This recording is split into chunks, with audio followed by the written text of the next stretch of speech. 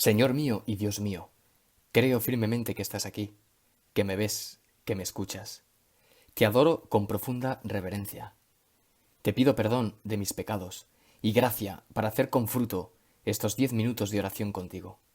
Madre mía Inmaculada, San José, mi Padre y Señor, Ángel de mi guarda, interceded por mí. Señor, conviérteme y me convertiré. Jesús, tú y yo en ti.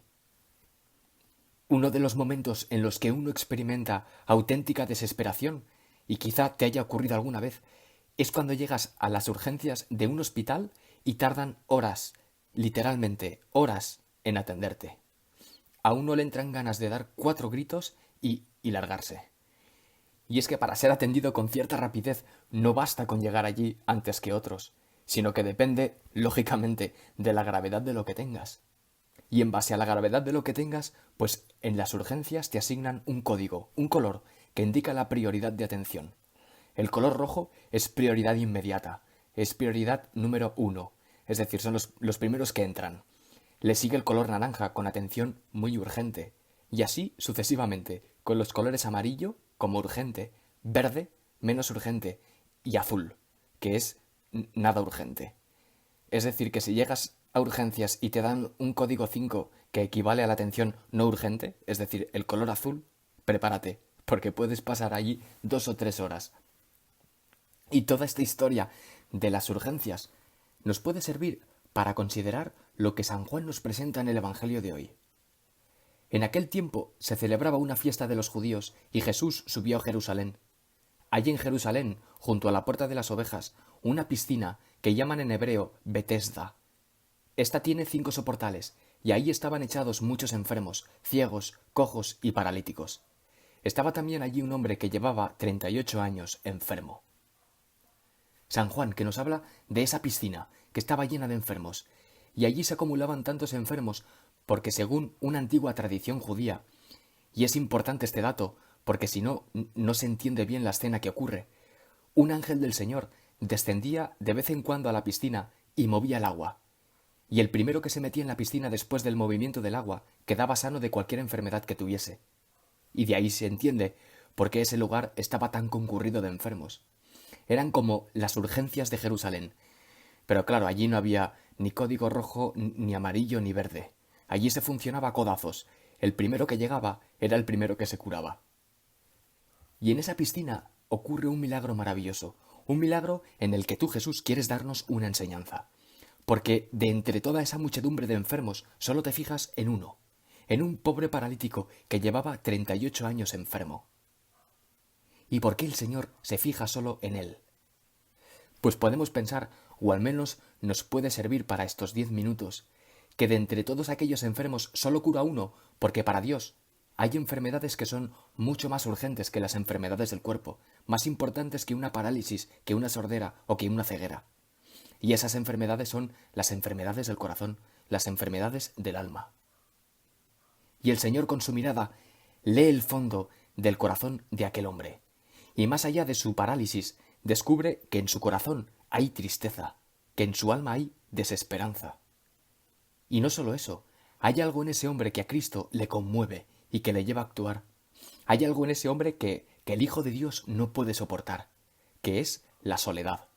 Una soledad que le está llevando a esa desesperanza y a esa tristeza. Y por ahí Jesús no pasa. Para Cristo ese hombre es un código rojo, porque lee en su alma la historia del sufrimiento de alguien que está solo. San Juan nos sigue diciendo en el Evangelio, Jesús, al verlo echado y sabiendo que ya llevaba mucho tiempo, le dice, ¿quieres quedar sano? El enfermo le contestó, Señor, no tengo a nadie que me meta en la piscina cuando se remueve el agua. Para cuando llego yo, otro se me ha adelantado. Jesús le dice, levántate, toma tu camilla y echa a andar. Y al momento el hombre quedó sano, tomó su camilla y echó a andar. ¿Quieres quedar sano? Por un momento, párate a considerar la intimidad de aquel pobre hombre. Aquel pobre hombre que le dice que no tiene a nadie. Señor, no tengo a nadie. Señor, estoy solo.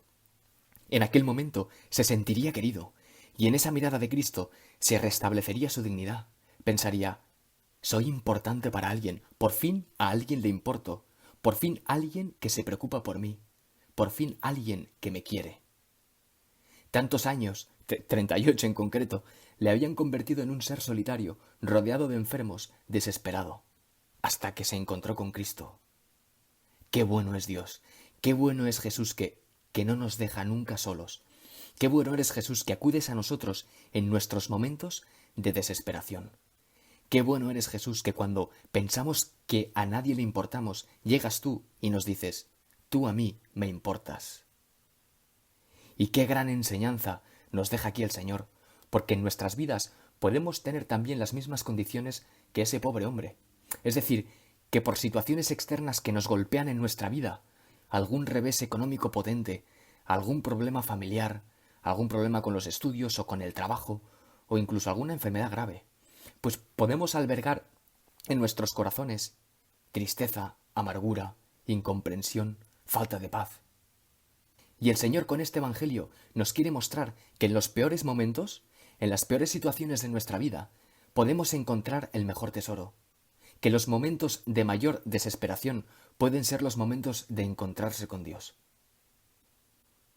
El cardenal Van Thuan, obispo vietnamita que ya falleció en el año 2002, estuvo preso durante 13 años por el régimen comunista de su país. Y este santo hombre contaba que de los 13 años de prisión, 9 estuvo solo, aislado y en unas condiciones infrahumanas. Y en uno de los libros que tiene escribe: me encuentro en la prisión de Phu Can, en una celda sin ventana, hace muchísimo calor, me sofoco, siento disminuir mi lucidez poco a poco hasta la inconsciencia. A veces la luz permanece encendida día y noche, a veces siempre está oscuro. Hay tanta humedad que crecen los hongos en mi lecho. En la oscuridad hay un agujero en la parte baja del muro para hacer correr el agua. Así pasé más de 100 días por tierra, metiendo la nariz en ese agujero para respirar. Cuando llovía, subía el nivel del agua, y entonces entraban por el agujero pequeños insectos, pequeñas ranas, lombrices y ciempiés, que entraban desde fuera. Los dejaba entrar, ya no tenía fuerza ni para echarlos fuera.